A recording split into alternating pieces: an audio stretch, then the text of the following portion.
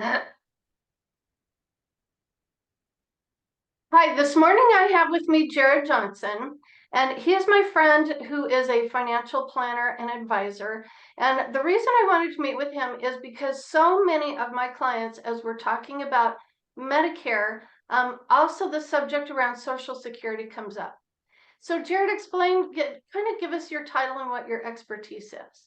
Yeah, certainly. So I'm a financial advisor. I have been licensed and practicing since I was actually in college. I had not graduated yet, and I was already working for a firm in college. So that was, over 20 years. I've been in the industry. I now own my own practice. My former business partner retired, and so it's my sole practice now, Lighthouse Capital Planners, and we're here in Temecula, California. Fabulous. So having done this for 20 years, you know a thing or two. I have learned a few things, certainly. Experience and trial, right, teach us many things. So I've experienced that a lot, both from the financial side, just basic money management, as well as the markets and investment management, that kind of stuff. So certainly. Cool. So Jared and I have actually prepared this in advance because we wanted to be sure we had the information correct and the numbers correct. And what this video specifically is going to address is when is the right time to begin collecting Social Security. So the first question for Jared is this. I have a lot of Medicare clients who aren't sure if they should begin collecting Social Security income now at age 65 or wait until age 70 when they get more per month. Is there a one-size-fits-all answer to this question? Okay, so certainly there's not a one-size-fits-all answer, okay, because all of our experiences and needs are so different. People can actually file as early as 62 if they would like for the Social Security benefit, and sometimes they need to, but they can also delay as long as 70. Between 62 and your full retirement age, there's lots of acronyms with any kind of governmental program, right? So FRA, or full retirement age, was 65. Now, basically, it's between 66 and 67, depending again on your birth date. And you can easily Google those numbers. I'm not going to go through all the different dates because it actually goes up by incremental 2-month periods between 66 and 67, depending on the month and date, month and year you were born. Okay. However, you do get more money if you wait versus taking it early at 62. For instance, at 62, you would be getting in the 2000 or so range. And again, it depends also on your income. How much credits do you have? You have to have 40 credits or 40 quarters. I apologize. Credits, quarters, they're kind of synonymous now, or 10 years of work. That doesn't have to be continuous. To qualify, that's the minimum qualification. And then it's certainly depending on your income, how much you've been putting in the system over the years, you're able to get more out. On the high end, if you, let's say, max contribute, you're over $4,000 a month if you wait till age 70 to get it. However, the caveat also comes, how long are you going to live? If you wait till 70 and you're out at 72, you expire, let's say, right? That's a problem, right? You've only collected for 2 years. And so there's a lot of different things that go into it. And what do you need? What can you do? What other things do you have available? Do you have assets? Do you have other income? Do you have pensions? That kind of stuff. And how does that all work? And then also, if there's a spouse, how do you maximize that benefit based on what your spouse is doing? And the traditional, just kind of the crossover between how much the break-even point doesn't always work when you're looking at couples.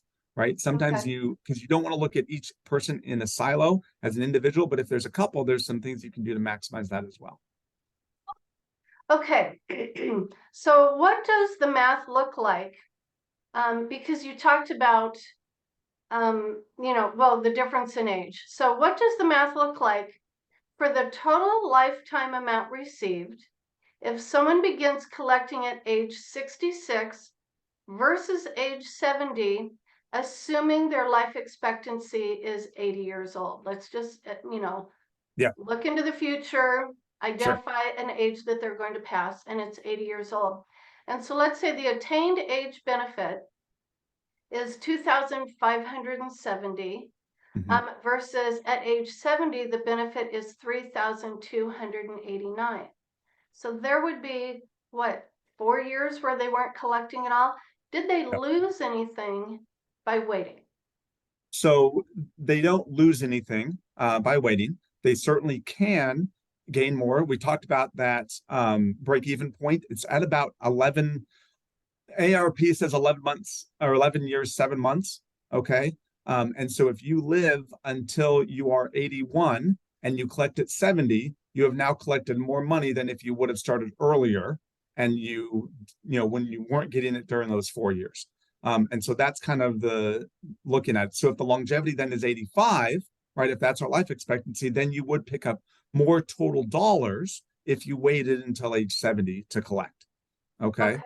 And then one thing that people need to realize is every single month your benefit increases. Okay. Okay. So it's not like some big jump where it stair steps, at 65 or 66 and then at 70. Okay. Every month you're incrementally going on. And so I have a lot of clients when they're looking at it, they might delay as long as they can, and they just get to a point where they just can't delay anymore and they take it.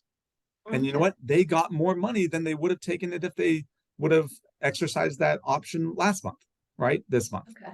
It also increases between that full retirement age, whenever that number is for you, right? Up to 70 at an 8% clip plus cost of living increases. Okay. Okay. So between 62 and full retirement age, it's at about 6.2%. Then it jumps up to 8%. So I often tell clients, look, what investment do you have that you can guarantee an 8% plus cost of living return? That's really Interesting. hard. Oh, good So point. maybe you should take some money out of investments and let it grow, right? If that's available. If you don't have it available, take the money. Okay. And I'm going to throw a question here that I didn't include on our list, but the information that we're talking about obviously is different for each individual, and they should identify the account that they should have. Is it My Social Security or socialsecurity.com? Where can they generally find their numbers? Yeah, so SSA.gov, right? And you want to Okay. log in and make sure you have a login. There's actually a lot of fraud, unfortunately, within the system. And so even if you're not ready to file, go and make sure you have your login, save it, know what it is, don't lose it, because back pre-pandemic, they stopped sending out all the mail. And depending on what age, like I haven't gotten a Social Security statement, for about 5 years or so. Yeah. Whereas before I was getting it as a 30-year-old way back when, Yeah. way back when, on an annual basis, and it doesn't really matter, right? Yeah. So log into SSA.gov, get your profile. You can look up your stuff. There's calculators and different things on there as well. The one thing that I will caution you, it'll say you can file as quick as 15 minutes. You can, but Yeah. should you? Or should Oh, you good take a one. little bit more than 15 minutes to figure Yeah. out what's the best case for you and your household? Yeah. Okay, next question. If someone is going to continue working full-time until age 67, but they begin collecting Social Security even while they're working, will this have a negative impact on their taxes? Yeah, so taxes, but also their Social Security benefit. For instance, if you start taking Social Security prior to your full retirement age, you can only make $21,000 as of 2023 and change, $21,000, or for every dollar over, they're going to take $1 out of your Social Security benefit. So they Oh, penalize you for working and going early on Social Security. I did not know that's how it And works. and in the year in which let's say 2023 is the year you attain full retirement age, that number goes up to $56,000. I had to check. Goes up to 56,000. But if you make over 56,000, for every $3 over, they take $1 out of your benefit. Now those Okay. dollars are tacked on at the very end, but that could be 20 years from now that you might, continue to kind of get that money. But they're going to penalize you essentially for going early, right? Or taking it prior to your full retirement age and working. Okay.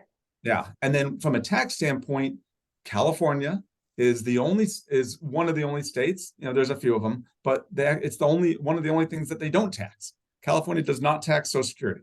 just federal tax on it. Okay. And up to 85% of your Social Security benefit is federally taxed. Okay. And there's kind of a sliding scale on that. Okay. But that's another thing to look at. Like if I'm making money and I'm being taxed, do I really need that extra? And do I want to have that reduction? I mean, a 2-for-1 reduction is pretty bad. Yeah. Yeah. Wow. Yeah. Well, did I learn something new this morning? Okay, good to know. Yeah. So obviously a person could retire from their job, pick up a part-time job, but they're Sure. going to want to keep that part-time job under a certain amount of income for the year Yeah. so that they can continue to collect whatever their full amount is for Social Security. Exactly. And again, that's all before full retirement age, 66, 67, wherever you fall Okay. there. Okay. So what happens after full retirement age? You can make as much money as you want. It doesn't matter. Yes. Yeah. Okay, Yeah. good. So you could go make billions of dollars and still collect Social Security. And that's just Okay, good to know. Okay, now I'm excited. Okay, so obviously based on this conversation, it isn't a one size fits all. There's all kinds of things to consider in terms of how old you are, how much money you've contributed, when your full retirement age is, how much money you're making. If you're a couple, there's so many variables. Clearly, it's important for even just the average person to speak to an expert like yourself.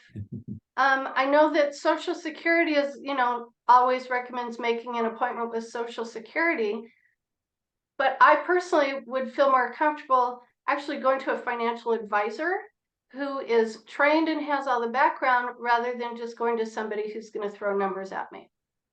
That's my personal thing. Jamie, that's very true. And they will give you the numbers, right? They'll give you the facts. The problem is they are not allowed, right? And not able to kind of look at your whole picture. Okay. Right? If we just look at Social Security in the silo, it's numbers, numbers, numbers. But if we take that into consideration with our age, health, spouse, other family issues, all that kind of stuff, that's where, someone like myself can really go in and dig down and look at all of the numbers and all of the things that are going to go into that decision. Because once you make that decision, you're kind of stuck. There's a little bit of a do-over, that they went away and then they brought it back because too many people wanted it back. But not much. I mean, you have a little bit of time to go oops and redo things, but not a lot when you claim your Social Security. So you really want to make sure that it's right, that you're confident in it. And that's, I think, I'm a numbers guy. I run the numbers, I look at it, but what those numbers do for my clients is they build an assurance that the decision they're making is the right decision for them.